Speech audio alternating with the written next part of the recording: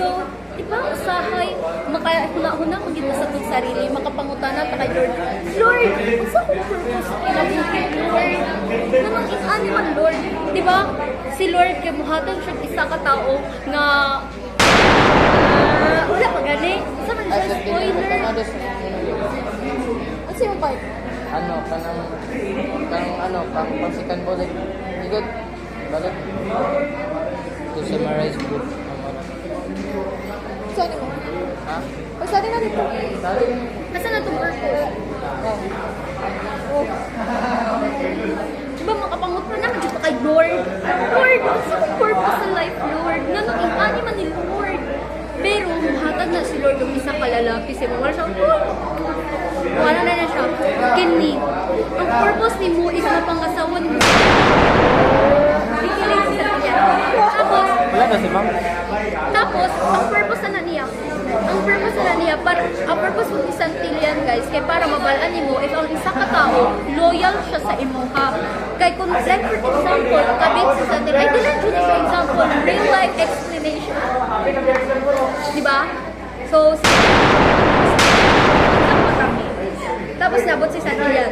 Tulog! Santillan. Pero, hindi ko love jud kay ko ni Santillan. Grabe ako jud iyang pangasawaon. Magpakasal gyud mi, di ba? Tapos si Santillan, bali siya ang kabit.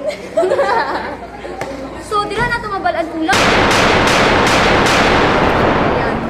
So, walang purpose sa life, guys. Ang maging wife, beautiful wife ni Santillan kay siya ang ahas sa mong love life. Kung wala si Santillan, dili maging challenging ang among love life. Wala, ikaw na kinaya. Crush niya. Ex din ako. Crush pa din mo dati? Dili. No. Barkada na ako. Yes. So, that's the end of our purpose. I hope you understand. Na-miss ba na mo sa Santillan? Namiss mo siya. Ay, nakita mo last time. Wala ko niya nakita, pero I can see to her eyes, her butt. I just died. Sorry lang. But I can see to his that I saw him. You know, I hope you learn something about my discussion. See you next meeting.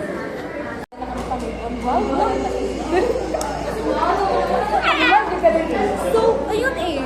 So, example, service. Dapat sabi siya Service. nakay mo yun.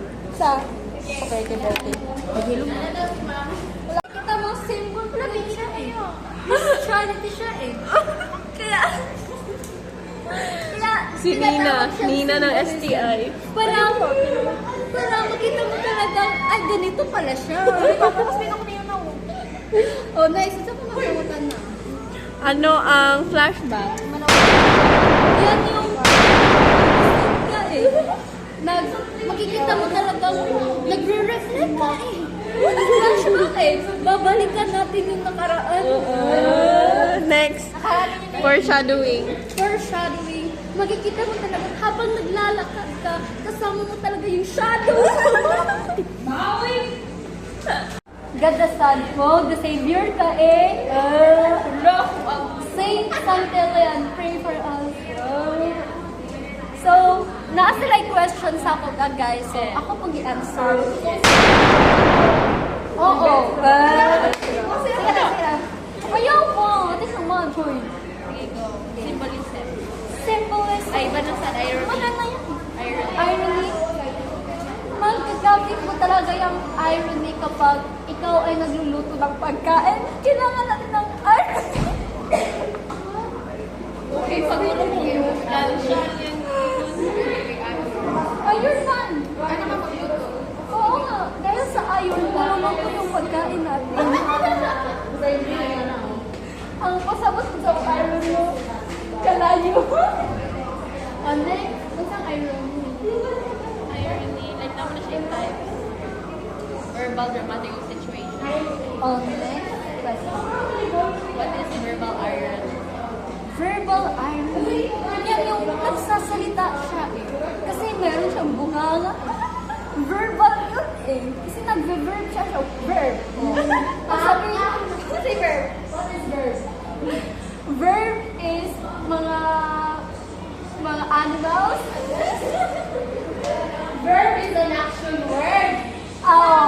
Sorry. Talumpati. Hindi ko alam. Don't ask me a question that I don't know because my answer will be not connected. Oh, say English. Oh no, yeah. Grammar. But at least he'll understand what's my fault. Next question. Situational irony. Situational irony. Yung nasa sitwasyon ka na eh. Nasa sitwasyon ka na na sobrang lamig. Kaya kailangan natin ng irony. So, di ba at least naway matunan ka? Wala din. Mali ang Ikaw na lang magtuglog sa ko ah. Na makita. Ginaaga na lang niya no kay para dili siya masakitan. Nabalong ang basan, I understand. Dili ikaw ang gipili. Muna gila, ano na lang ako sa kara. Ako na lang ang pilion kay kabalong ako kung sa kumuhandle of relationship. Pilion pa man. When the time is right, the Lord will make it happen. Ikaw. Ikaw, pero man to. Amazed ko sa ano. Because, you know, makikita mo talaga success ka mo. Feeling ko ma-zero ko dito na kay happy ka. Ayoko. Kaya feeling ko magabaan, kung maghira, kung ano ma-zero ko. But,